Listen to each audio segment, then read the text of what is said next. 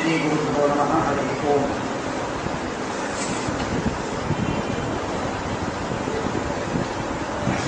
ಶ್ರೀಮನ್ ಮಹಾಭಾರತದ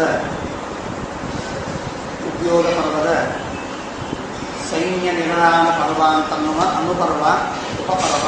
ಅಲ್ಲಿ ಜನಮೇಜಯ ಪ್ರಶ್ನೆ ಕೇಳ್ತಾ ಇದ್ದಾನೆ ಪುನಃ ವೈಶಂಪಾಯನರಿಗೆ. ಧರ್ಮರಾಜ ಮಹಾನುಭಾವ, ಬಹಳ ದೊಡ್ಡ ರಾಜ, ಪರಮ ಧಾರ್ಮಿಕ, ಮಹಾ ಸಾತ್ವಿಕ, ನೀತಿವಂತ. ಅವನು ಯಾವ ರೀತಿಯಿಂದ ತನ್ನ ಸೈನ್ಯ ನಿರ್ಯಾಣವನ್ನು ಮಾಡಿದ, ಅದು ಹೇಗೆ ಅನ್ನುವುದನ್ನು ಪ್ರಶ್ನೆ ಕೇಳ್ತಾ ಇದ್ದಾನೆ. ಪಿತಾಮಹೇನ ಯೋ ಗೋ ಯುದ್ಧಂ ಪೂರ್ವಮೇವ ಭವಿಷ್ಯತಿ. ಧರ್ಮರಾಜ ಎಲ್ಲ ರಾಜರಿಗೆ ಹಾಗೂ ಸೇನಾಪತಿಗಳಿಗೆ ಸಮಗ್ರವಾದ ಸೈನ್ಯಕ್ಕೆ ಹೇಳ್ತಾ ಇದ್ದಾನೆ. ಮೊದಲಿಗೆ ನಿಮಗೆ ಹಾಗೂ ಭೀಷ್ಮಾಚಾರ್ಯರಿಗೆ ಯುದ್ಧ ಮೊದಲಾಗತ್ತೆ. ಭೀಷ್ಮರು ಮೊದಲಿಗೆ ಸೇನಾಪತಿಗಳಾಗ್ತಾರೆ. ಅವರೇ ಮೊದಲಿನ ಯೋಧರುಗಳು. ಅವರ ಜೊತೆಗೆ ಮೊದಲು ಯುದ್ಧವಾಗುತ್ತೆ. ಅದಾದ ಮೇಲೆ ಒಬ್ಬರಾದ ಮೇಲೆ ಒಬ್ಬರಂತೆ ಉಳಿದವರು ಬರ್ತಾರೆ. ಆದ್ದರಿಂದ ಮೊದಲು ಭೀಷ್ಮರ ಜೊತೆಗೆ ಯುದ್ಧ ಎಂಬುದಾಗಿ ಹೇಳಿ ಅವರೆಲ್ಲರನ್ನು ಕೊಟ್ಟು ಕಳಿಸ್ತಾರೆ. ಕಳಿಸುವಾಗ ಹೇಳಿದ, ತಥೋ ಧ್ರುವದ ಮಾನಾಯ ವಿರಾಟಂ ಶ್ರೀಪುಂಗವಂ. ಸಾತ್ವಿಕೇನ ಕರೆಸಿದ್ದಾನೆ, ವಿರಾಟ ರಾಜನನ್ನು ಕರೆಸ್ತಾನೆ. ದ್ರುಪದ ರಾಜ ಧೃಷ್ಟದ್ಯುಮ್ನ ಹಾಗೂ ಶಿಖಂಡಿ, ಧೃಷ್ಟಕೇತು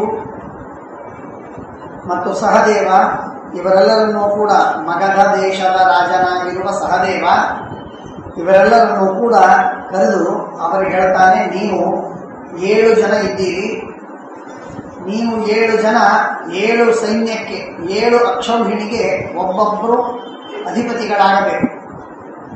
ಒಂದೊಂದು ಅಕ್ಷೌಹಿಣಿಗೆ ಒಬ್ಬೊಬ್ಬರು ಅಧಿಪತಿಗಳಾಗಿ ಅದನ್ನು ನೀವು ನಿಭಾಯಿಸಬೇಕು. ಅವರ ರಕ್ಷಣೆಯನ್ನು ಮಾಡುವ, ಅವರಿಗೆ ಮಾರ್ಗದರ್ಶನ ಮಾಡುವ ಕೆಲಸ ನಿಮ್ಮದಿದೆ. ಆ ಕೆಲಸವನ್ನು ನೀವು ಮಾಡಬೇಕು ಅಂತ ಹೇಳ್ತಾ ಇದ್ದಾನೆ ಧರ್ಮರಾಜ. ಹಾಗೆ ಹೇಳಿ ಅವರು ಹೇಳಿದ, ಸೇನಾ ಪ್ರಣೇತರಂ ವಿಧಿವತ ಅಭ್ಯಸಿಂಚ ಯುಧಿಷ್ಠಿರ.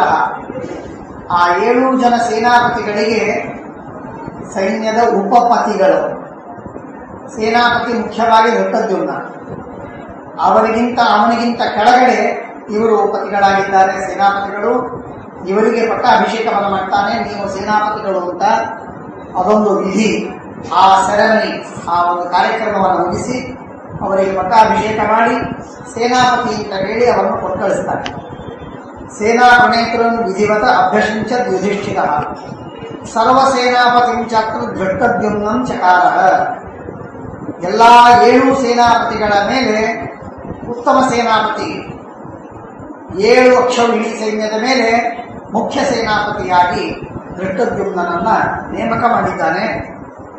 ಸೇನಾಪತಿ ಪತಿಂ ಚಕ್ರೇ ಗುಡಾಕೇಶಂ ಧನಂಜಯಂ.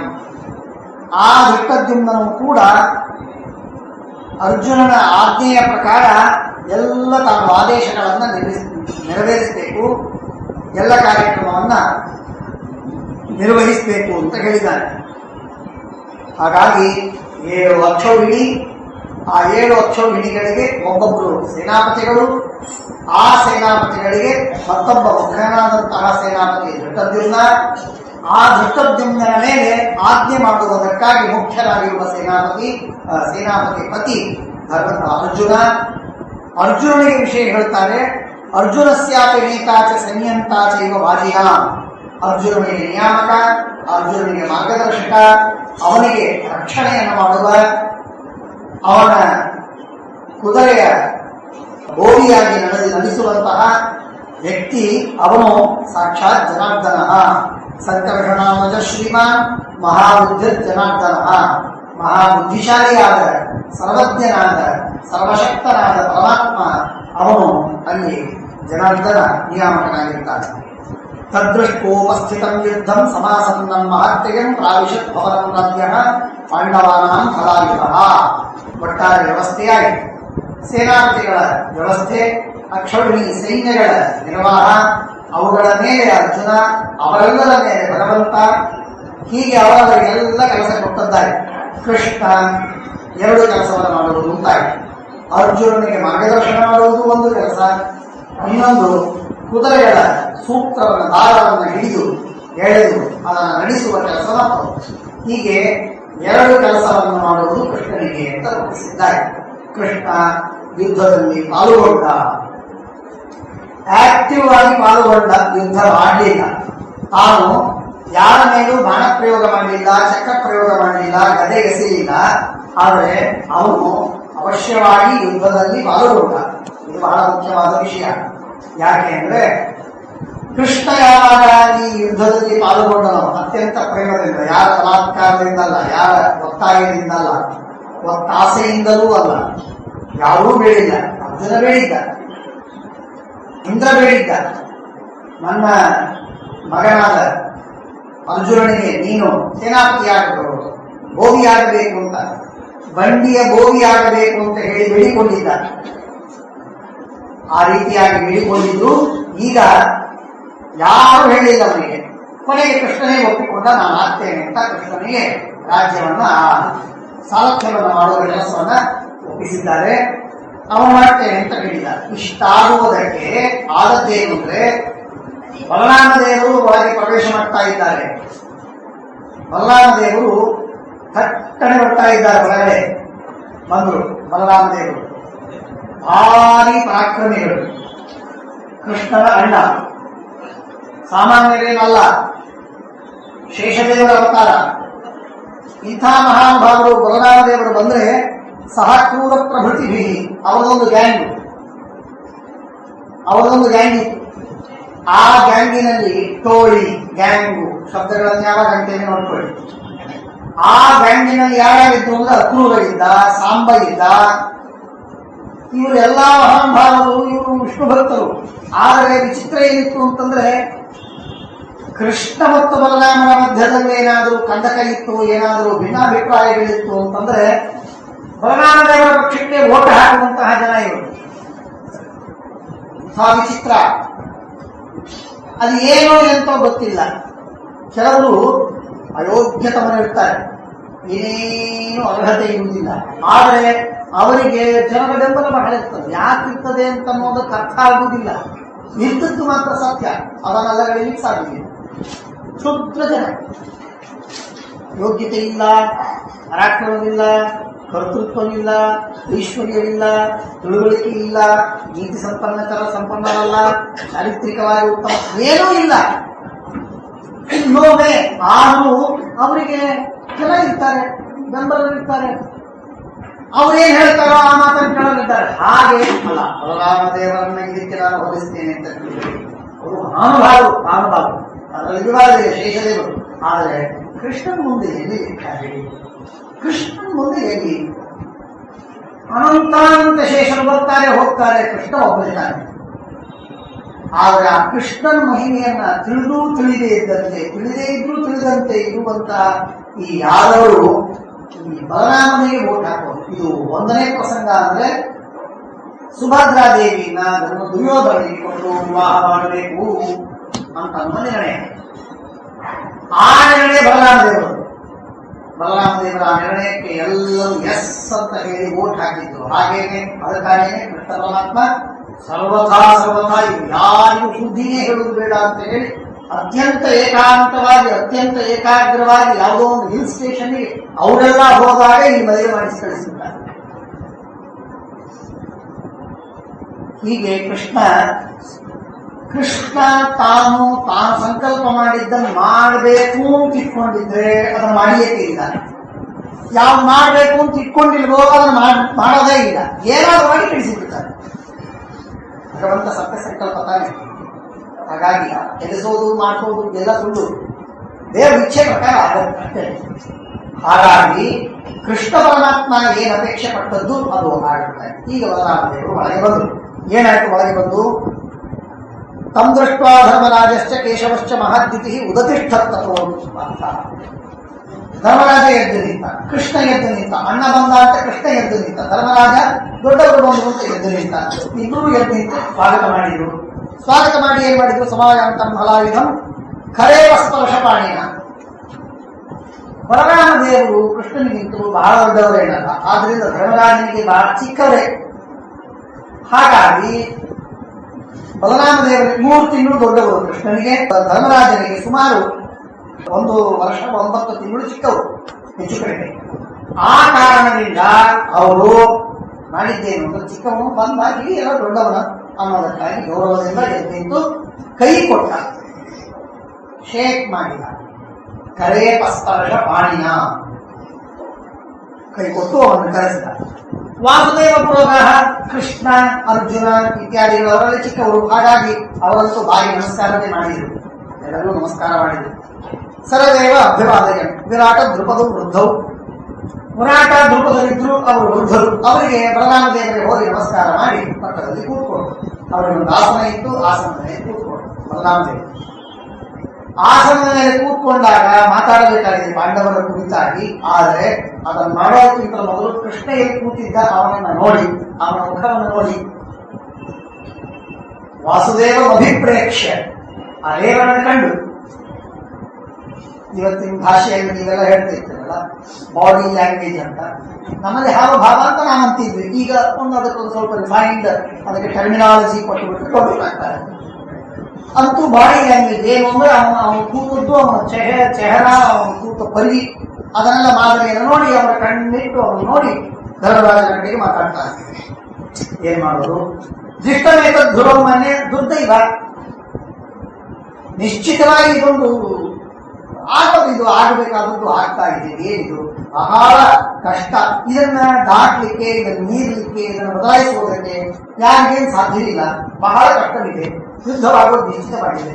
ತಸ್ಮಾತ್ ಯುದ್ಧ ಸಮುತ್ತೀರ್ಣ, ಏನಿಲ್ಲ ನನಗೆ ಇಟ್ಟೆ ಅಪೇಕ್ಷೆ, ನೀವೆಲ್ಲರೂ ಯುದ್ಧ ಮುಗಿಸಿ ಎಲ್ಲರೂ ಸುಖವಾಗಿ ಇರೋದನ್ನ ನಾನು ನೋಡಬೇಕು, ನನಗೆ ಆಸೆ ಇದೆ. ಏನಿಲ್ಲ, ಹೆಚ್ಚಿನ ಆಸೆ ಏನಿಲ್ಲ. ಅರೋಗಾನ್ ಅಕ್ಷತೈ ದೇಹೈ ಭ್ರಷ್ಟಾಸ್ಮೀತಿ ಪ್ರಸನ್ನವ. ರೋಗವಿಲ್ಲದೆ, ದೇಹಕ್ಕೇನು ತೊಂದರೆ ಗಾಯಗಳಾಗದೆ, ಕೈಕಾಲ ಕತ್ತರಿಸದೆ ಬದುಕಿದ್ದಂತಹ ನಿಮ್ಮನ್ನ ನೋಡಬೇಕು ನನಗೆ ಆಸೆ ಇದೆ. ಇಷ್ಟನ್ನು ಮಾತ್ರ I hope and pray for you ಅಂತ. ವಿಬದ್ಧಶ್ಚ ಮಹಾನುಭಾವಿ ಮಾಂಸ ಶೋಣಿತ ಕರ್ದಮ. ಭಯಾನಕವಾದ ಯುದ್ಧವಾಗುವುದು ನಿಶ್ಚಿತವಾಗಿದೆ. ಉತ್ತಮಯ ವಾಸುದೇವ ಬಂತು. ಬಲರಾಮ ದೇವರು ಹೇಳ್ತಾ ಇದ್ದಾರೆ, ಚಂದವಾದ ಮಾತು ಹೇಳ್ತಾ ಇದ್ದಾರೆ. ನಾನು ವಾಸುದೇವನಿಗೆ, ಕೃಷ್ಣನಿಗೆ ಬಹಳ ಬಾರಿ ಹೇಳಿದ್ದೀನಿ, ಏಕಾಂತದಲ್ಲಿ ಎಷ್ಟೋ ಸಲ ಹೇಳಿದ್ದೀನಿ. ಧರ್ಮರಾಜನಿಗೆ ಹೇಳ್ತಾ ಇದ್ದಾರೆ, ಎಷ್ಟೋ ಸಲ ಹೇಳಿದ್ದೀನಿ. ನಾನು ಏನ್ ಹೇಳಿದ್ದೀನಿ ಅಂದ್ರೆ, ಉಕ್ತೋಮಯ ವಾಸುದೇವ ಪುನಃ ಪುನಃ ಉಪಪರೇ ಸಂಬಂಧಿಸು ಸಮಾನ ವೃತ್ತಿ ವರ್ತಸ್ವ ಮಧುಸೂದನ. ಈ ಮಧುಸೂದನ ಅಂತ ಕೃಷ್ಣನಿಗೆ ಎಲ್ಲಿಂದ ಹೆಸರು ಬಂತು?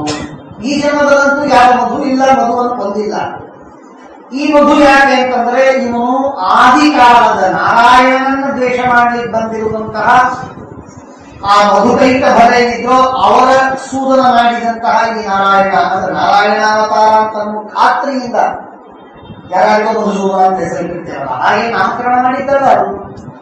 ಹಾಗಾದ್ರೆ ಇವನು ನಾರಾಯಣಾವತಾರ ಅಂತ ಖಾತ್ರಿ ಇದ್ದದ್ದಕ್ಕೆ, ವಿಶ್ವಾಸವಿದ್ದದ್ದಕ್ಕಾಗಿ ಕರೀತಾ ಇದ್ದಾನೆ. ಮಧುಸೂದನ ಕೃಷ್ಣ, ನಾರಾಯಣ ಸಂಬಂಧಿಸು. ನಮ್ಮ ಸಂಬಂಧಿಗಳು ಅಂತ ಯಾರು ಇರ್ತಾರಲ್ಲ ಅವರಲ್ಲಿ ನಾವು ಸಮಾನವಾಗಿರ್ಬೇಕು, ವಿಷಮವಾಗಿರಬಾರ್ದು. ಒಬ್ರು ಹೆಚ್ಚು, ಒಬ್ರು ಕಮ್ಮಿ, ಹೀಗೆಲ್ಲ ಮಾಡಬಾರ್ದು, ಸಮಾನವಾಗಿರ್ಬೇಕು. ಬಲರಾಮ ದೇವರು ತಮ್ಮ ಅಮೂಲ್ಯವಾದ ಉಪದೇಶವನ್ನು ನಾನು ಮಾಡಿದ್ದೇನೆ ಕೃಷ್ಣನಿಗೆ ಅಂತ ಹೇಳ್ತಾ ಇದ್ದಾರೆ. ಒಬ್ಬರ ಏಕಾಂತದಲ್ಲೂ ಸಂಬಂಧಿಸು ಸಮಾನ ವೃತ್ತಿ ವರ್ತಸ್ವ ಮಧುಸೂದನ ಪಾಂಡವಾಗಿ ಯಥಾಸ್ಮರಣ. ನಾರಾಯಣ ಅಂತಾದ್ರೆ ನಾರಾಯಣನಿಗೆ ಸಂಬಂಧಿಗಳಿದ್ದಾರೆ ಅಂತ ತಿಳಿದಿದ್ದೇನೆ ದೊಡ್ಡ ಭ್ರಾಂತಿ ಅಲ್ವೇ? ನಾರಾಯಣನಿಗೆ ಸಂಬಂಧಿಗಳಿದ್ದಾರೆ, ನಾರಾಯಣನಿಗೆ ಯಾರು ಸಂಬಂಧಿಗಳಿಲ್ಲ, ಹುಟ್ಟಿದವರಿಗೆ ಸಂಬಂಧಿಗಳು. ಪರಮಾತ್ಮ ಹೆತ್ತವ ಅಂದ್ರೆ ಹೇಗೆ ಹೆತ್ತವ? ಮಗ ಅಂದ್ರೆ ಏನು, ಮೊಮ್ಮಗ ಅಂದ್ರೆ ಏನು, ಮೋಹದ ಮೊಮ್ಮಗನ, ಮೋಹದ ಮಗನ, ಏನು ಸಂಬಂಧವಿಲ್ಲ. ಸುಮ್ಮನೆ ಹೆತ್ತವ ಅಂದ್ರೆ ಹೆತ್ತವ, ಅವ್ರು ಹುಟ್ಟಬೇಕಾಗಿತ್ತು, ಹುಟ್ಟಿಸಿದ ಅಷ್ಟೇ. ಹಾಗಿರುವ ಪರಮಾತ್ಮ ಹೇಳ್ತಾನೆ ಸಂಬಂಧಿಗಳು ಪಾಂಡವರು ಸಂಬಂಧಿಗಳು, ಕೌರವರು ನಮಗೆ ಬಳಗದವರು, ಪಾಂಡವರು ಕೌರವರು ಇಬ್ಬರೂ ನಮ್ಮ ಬಳಗದವರಾದ್ದರಿಂದ ಯಾಕೆ ಬಳಗದವರು ಅಂತ ಅನ್ನೋದಕ್ಕೆ ಕಾರಣವಾಗಿದೆ. ಬಾಲ್ಮೀಕ ರಾಜನ ಮಗಳು ರೋಹಿಣಿ, ಆ ರೋಹಿಣಿಯ ಮಗ ಬಲರಾಮ. ಬಾಲ್ಮೀಕ ರಾಜ ಪ್ರತೀಪರಾಜನ ಮಗ ಅಂದ್ರೆ ಭೀಷ್ಮಾಚಾರ್ಯರ ಕಕ್ಕ. ಭೀಷ್ಮಾಚಾರ್ಯರ ತಂದೆ ಶಂತನುವಿನ ಅಣ್ಣ ಬಾಲ್ಮೀಕನ ಮಗಳು ರೋಹಿಣಿಯ ಮಗ ಬಲರಾಮ. ಹಾಗಾಗಿ ಮೊದಲೇ ಬಳಗ ಇದೆ. ಆಮೇಲೆ ಯಾವಾಗ ಪ್ರತೀಪನ ಮಗನಾದ ಬಾಲ್ಮೀಕ ಆಗಲೇ ಸಂಬಂಧ ಬಂತು. ವಸುದೇವನಿಗೂ ಬಾಲ್ಮೀಕ ರಾಜನಿಗೂ ಬಳಗವಾಗಿ ಬಾಂಧವ್ಯ ಬಂತು. ಆ ಪ್ರತೀಪರಾಜನ ಮಗನಾದ ಬಾಲ್ಮೀಕನ ತಮ್ಮನಾದ ಶಂತನುವಿನ ಮಗನಾಗಿರುವ ವಿಚಿತ್ರವೀರ್ಯನ ಮಗನಾಗಿರುವ ಪಾಂಡುವಿಗೆ ವಸುದೇವನ ತಂಗಿಯಾಗಿರತಕ್ಕಂಥ ಕುಂತಿಯನ್ನು ಕೊಟ್ಟು ಮದುವೆ ಮಾಡಿ. ಆದ್ದರಿಂದ ಎರಡನೇ ಸಂಬಂಧ ಬಂತು. ಕೃಷ್ಣನಿಗೆ ಈ ಸೋದರತ್ತೆಯ ಬಳಗ ಹೆಚ್ಚಾಯಿತು, ಗಟ್ಟಿಯಾಯಿತು. ಸೋದರತ್ತೆಯ ಬಳಗ ಗಟ್ಟಿಯಾಯಿತು. ಆದರೆ ಬಲರಾಮ ದೇವರಿಗೆ ಈ ಸೋದರತ್ತೆಯ ಬಳಗಕ್ಕಿಂತಲೂ ಹೆಚ್ಚಾಗಿ ಗಟ್ಟಿಯಾದ ಸಂಬಂಧ ಇತ್ತು, ಇಲ್ಲ ಅಂತಿಲ್ಲ. ಆದರೆ ಹೆಚ್ಚಾಗಿ ತೋರುವಂತಹದ್ದೇನು ಅಂತಂದ್ರೆ ತನ್ನ ಮಾತಾಮಹ ಬಾಲ್ಮೀಕ ರಾಜ ಅವನ ಕಡೆಯಿಂದ ಬಳಗ ಇದೆ. ಕೌರವರ ಎಲ್ಲಾ ಕೌರವರ ಬಳಗ, ಆ ಕೌರವರ ಬಳಗ ಜಾಸ್ತಿ ಇದೆ. ಹೀಗಾಗಿ ಅವನ ನಮ್ಮಿಬ್ಬರಿಗೂ ಸಮಾನವಾಗಿರ್ಬೇಕು. ನಾವು ಇವರಿಬ್ಬರು ನಮಗೆ ಬಳಗದವರು, ಆದರೆ ಬಳಗದವರಲ್ಲಿ ಪಕ್ಷಪಾತ ಮಾಡಬಾರದು. ಇವರು ನಾವು ಹೆಚ್ಚಿನ ಬಳಗದವರು ಹಾಗೆ ಅಂತೆಲ್ಲ ಮಾಡಬಾರದು ಅಂತ ನಾನು ಕೃಷ್ಣನಿಗೆ ಬಹುಬಾರಿ ಹೇಳಿದ್ದೀನಿ. ಅವನು ಕೇಳುವುದಿಲ್ಲ. ಕೃಷ್ಣ ತನಗೇನು ಮನಸ್ಸಿಗೆ ಬರ್ತದೋ ಅದನ್ನೇ ಮಾಡ್ತಾನೆ, ನಾವು ಹೇಳಿದ್ದನ್ನು ಕೇಳುವುದಿಲ್ಲ. ಪ್ರಾಯ ಇದೊಂದು ಕಂಪ್ಲೇಂಟ್ ಎಲ್ಲರ ಬಗ್ಗೆ ಎಲ್ಲರ ಸಲುವಾಗಿರ್ತದೆ. ಎಲ್ಲರಿಗೂ ಎಲ್ಲರ ಸಲುವಾಗಿ ನಾವು ಹೇಳಿದ್ದನ್ನು ನಾವು ಕೇಳುವುದು, ಎಲ್ಲರೂ ಕೇಳಬೇಕು ಅಂತ ಅನ್ನೋದೇ ಇದು ಒಂದು ಬಹಳ ದೊಡ್ಡದಾದಂತಹ ವಿಷಯ. ಒಬ್ಬ ತತ್ವಜ್ಞಾನಿ ಅದರ ಬಗ್ಗೆ ಬಹಳ ದೀರ್ಘವಾಗಿ ಚರ್ಚೆ ಮಾಡ್ತಾರೆ. ಜೀನ್ ಪಾಲ್ ಸಾರ್ಟರ್ ಅಂತ ಅನ್ನುವಂತಹ ಎಕ್ಸಿಸ್ಟೆನ್ಷಿಯಲಿಸ್ಟ್ ಅಂತ ಅನ್ನುವ ಆಧುನಿಕ ತತ್ವಜ್ಞಾನಿ, ಮೊನ್ನೆ ಮಹಾನಾಸ್ತಿಕ, ಅತ್ಯಂತ ನಿಷ್ಠುರದ ಕಟುಭಾಷಿಯಾದಂತಹ ವ್ಯಕ್ತಿ. ಅವನು ಆ ತರಹ ಹೇಳ್ತಾನೆ. ಸಂಬಂಧಿಷು ಸಮಾವೃತ್ತಿ ವರ್ತಸ್ವ ಮಧುಸೂದನ ಪಾಂಡವಾಗಿ ಯಥಾಸ್ಮಾಕಂ ತಥಾ ದುರ್ಯೋಧನೋ ನೃಪಃ. ಪಾಂಡವರು ನಮಗೆ ಹೇಗೆ ಬೇಕಾದರೂ ಹಾಗೆ ದುರ್ಯೋಧನ ನಮಗೆ ಬೇಕಾದರೂ.